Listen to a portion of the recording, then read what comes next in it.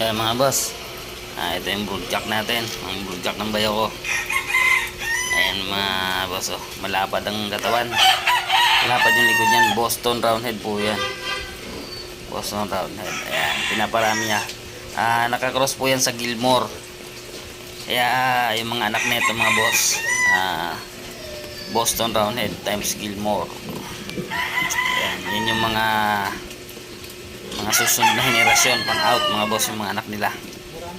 Straight comp po ito, maraming lahi ito mga boss. Kailan nakita ko parang maraming babae din, marami din babae, parang mas marami yung babae mga boss kaysa lalaki. Boston Roundhead.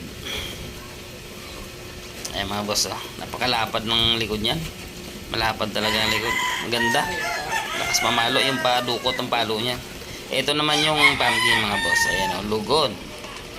Yan talaga yung broodcock mga boss na lugon. 2 taon na ito mahigit mga boss. Yan. Yan bulok nya lugon yung buntot, nagsipa, pero matikas mga boss. Hindi nagbabago yung itsura mga boss, ganun pa rin naglugon lang, kaya hindi siya ganun kagwapo tingnan. Pero pag nasa personal mga boss, nako kaganda, bilog na bilog pa rin, kupar yung katawan, hindi nagbabago mga boss yung katawan. Okay, maraming salamat mga boss, maraming salamat sa inyong panonood. God bless us all.